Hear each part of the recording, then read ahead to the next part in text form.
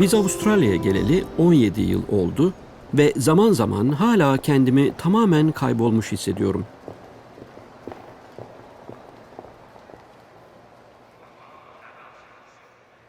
Eşim ve 6 aylık oğlumla kışın ortasında geldik.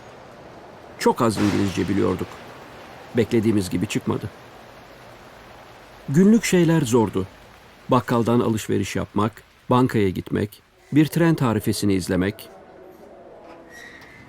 Ama gençtik ve heyecanlıydık ve burada güzel bir yaşam sürdürmeye kararlıydık.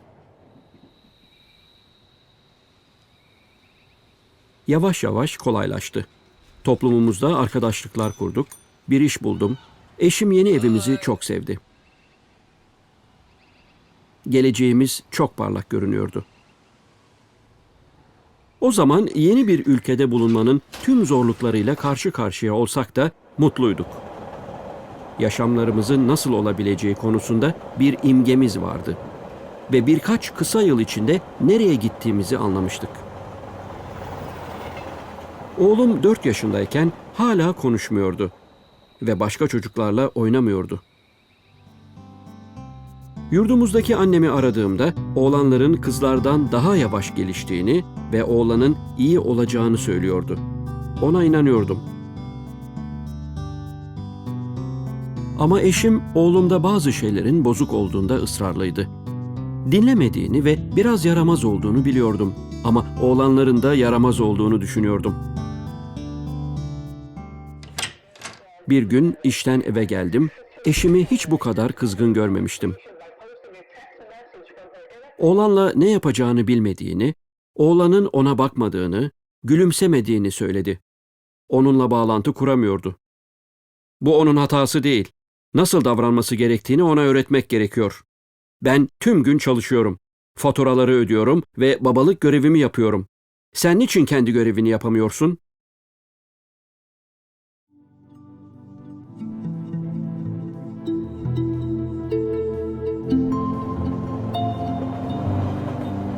O gün nasıl bu kadar sert olabildim? Oğlumuzun okula gitme zamanı gelmişti ve bunun her şeyi düzelteceğini düşünüyordum. Okula başladıktan kısa bir süre sonra öğretmeni sosyal açıdan etkileşim ve iletişim kurmakta oğlanın sorunları olduğunu söyledi. Kendi kendime düşündüğümü anımsıyorum. Öyle de yapıyorum. Ben çok iyi İngilizce konuşamayan yeni bir Avustralyalıyım. Ama öğretmen otizmden söz etti ve kalbim durdu. Ne olduğunu bilmiyordum ama ciddi bir şey gibi geldi. Öğretmen oğlumu doktora götürmemi tavsiye etti. En iyisinin mümkün olduğu kadar çabuk bir teşhis koydurmak olduğunu söyledi. Böylece oğlumuzun niçin böyle davrandığını anlayabilecek ve ona yardımcı olabilmek için bir plan yapacaktık.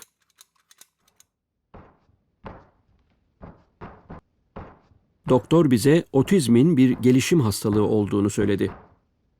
Oğlumuzun başkalarıyla ve çevresiyle ilgisini etkiliyordu. Doktor Avustralya'da 200 binden fazla kişide otizm olduğunu söylediğinde inanamadım. Bu her 100 kişiden bir kişi demekti. Doktor oğlumuzun tüm yaşamı boyunca otizm olacağını söyledi. Aniden bir daha kaybolduk. Nereye gideceğimi veya ne yapacağımı bilmiyordum. Korkmuştum. Çaresiz bir şekilde oğluma yardımcı olmak istiyordum. Ama ne yapacağımı bilmiyordum. Ailemin geleceğinin o güzel imgesi yok olmuştu.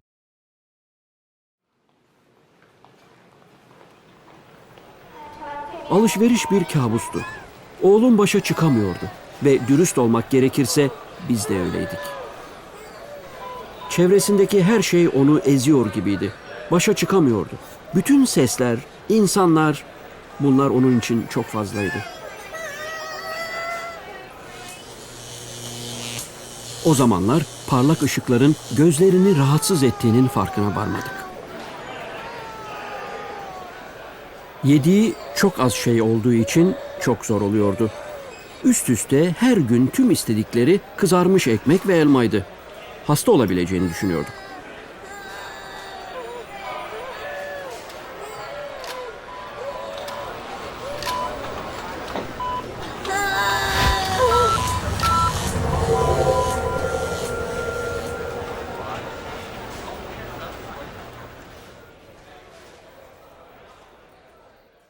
Kimse saçlarına dokunamıyordu.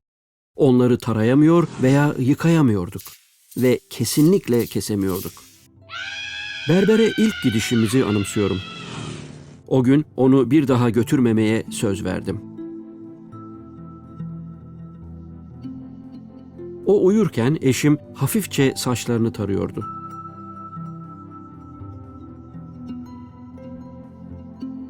Otizmli her çocuk farklıdır. Her anne ve baba kendi yolculuğuna çıkar. Bu tamamıyla kendi çocuğunuzu öğrenmek ve anlamakla ilgilidir.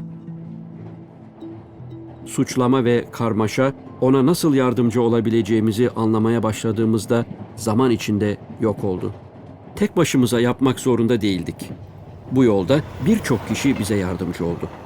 Doktorlar, konuşma terapistleri, öğretmenler, ailemiz ve arkadaşlarımız oğlumuza yardımcı olmamızda hep bize yardım etti.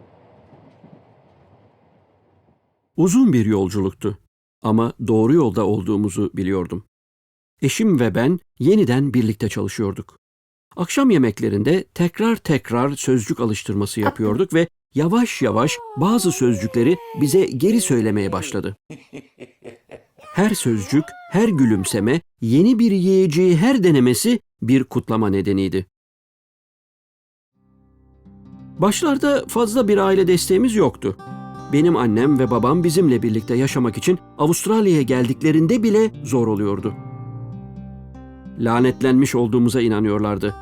Torunlarının bir erkek olarak sorumluluklarını yerine getirebilmek üzere büyüyemeyeceğinden korkuyorlardı ve sanırım bu kısa bir süre annem ve babam için büyük bir düş kırıklığına neden oldu. Görebildikleri bedensel bir engelliliği kabul etmek onlar için daha kolay olacaktı. Zaman içinde annem ve babam otizmin ne olduğunu daha iyi anladı. Ondan sonra daha destekleyici olup ilgilenebildiler. Annem oğlumuza küçük nimetim der. Öğretmenlerinden biri hayret vericiydi. Oğlumun esas ilgisinin futbol olduğunu anladı ve onu her şeye katmak için bu ilgiyi kullandı.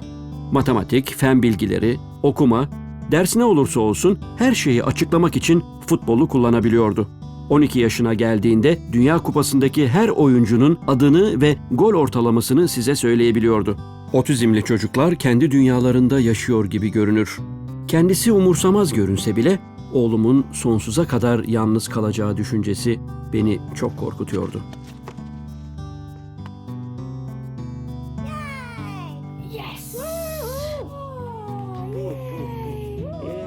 Arka bahçede onu neşelendirecek sadece ailesi vardı. Hiç arkadaşı olmaması beni çok üzüyordu. Futbol takımlarına katılması için okulla konuşmaya karar verdim.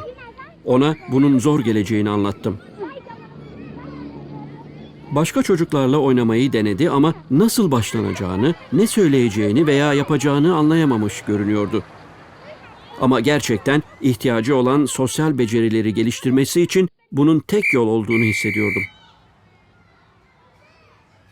Antrenör denemeyi ve takıma onu da katmayı kabul etti. Herkes çok sabırlı davrandı.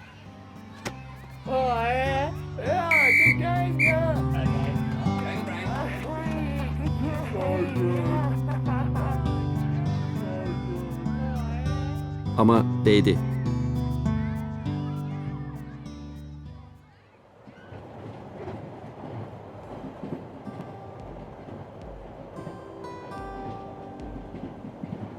Umudun bizi terk ettiği zamanlar oldu. Ama kabullenme ve öğrenmeyle onu yeniden buldum.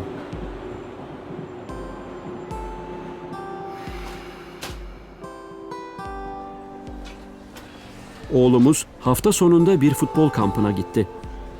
17 yıldır ayrı kaldığımız en uzun zaman budur.